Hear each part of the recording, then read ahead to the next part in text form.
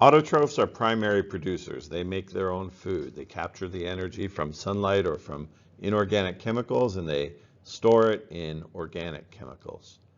Those are primary producers. Well, what about the organisms that are not primary producers? Where do they get their energy from? That includes animals, fungi, and many bacteria. They cannot harness energy from the environment the way that primary producers do. These organisms, known as heterotrophs, must acquire energy from other organisms by eating them or consuming them. That's why they're called consumers. So consumers are what we call heterotrophs. Heterotrophs. Remember, autotroph meant self-feeding. Hetero means other feeding. So heterotrophs feed on other organisms. They must acquire energy from other organisms by eating them, as I said. Heterotrophs are also called consumers. Which of these images, look at each of these images, which one do you think is an herbivore? Which one is a carnivore? And which one is an omnivore? An herbivore eats only plants. Which one is an herbivore? That's right. This bird, this is called a military macaw. This is an herbivore. Herbivores get all of their nutrients from plants, from primary producers. Herbivores eat plants. Herbivores eat plants.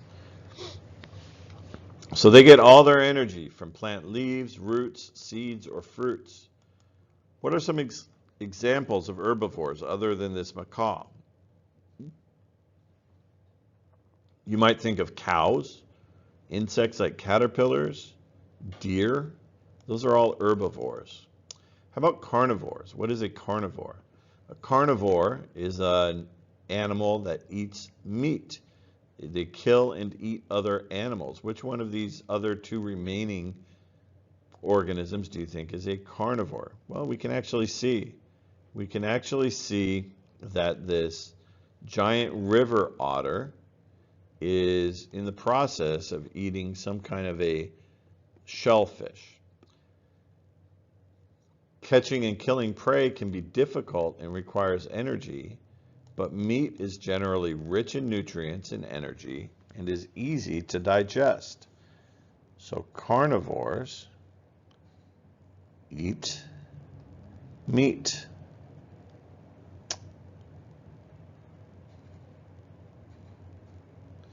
And carnivores eat only meat. Oh, come on.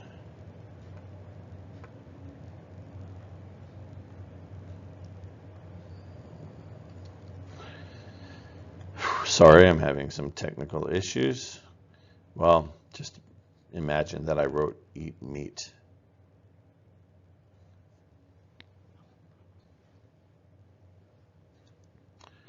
Carnivores. And so they get all of their energy from eating other animals that they hunt and kill.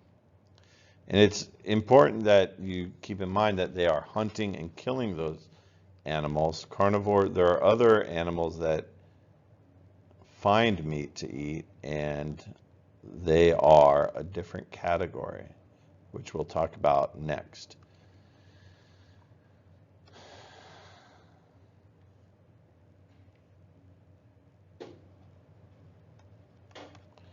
Okay. Eat meat. Carnivores eat meat. And that leaves only this third organ. Oh, what are other carnivores? Well, it can be snakes, lions, owls. Those are all animals that eat other animals. The third type of consumer that we're going to talk about right now is an omnivore. This white-nosed coati has a diet that includes a variety of different foods that include both plants and animals. Other omnivores, so omnivores Omnivores eat plants and meat.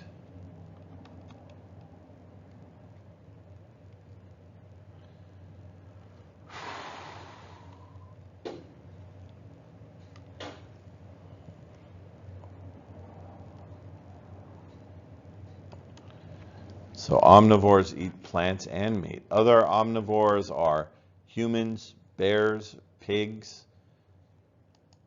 Even if you eat a lot of meat or eat a lot of vegetables, your body is still adapted to digesting both plants and vegetables. So again, decomposers feed by chemically breaking down organic matter. Sometimes people mistake mushrooms for plants. They're not plants. They're not photosynthetic. They just are not plants. They've evolved very differently from plants.